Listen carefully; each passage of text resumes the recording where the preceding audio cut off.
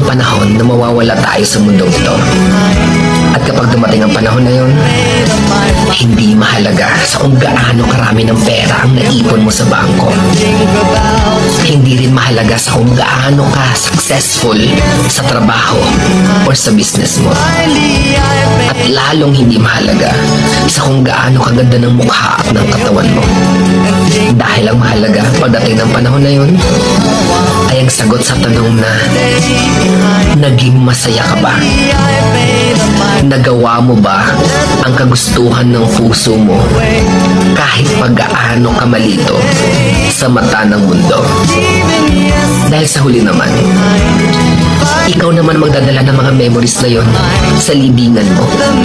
Hindi naman ang mga tao sa paligid mo. So make sure na bago pa dumating ang panahon na aalis na tayo sa mundong ito, siguraduhin mo sa sarili mo na magiging masaya ka at magagawa mo ang kagustuhan ng puso mo kahit pag-aano ka kontra ng mga tao sa mundo.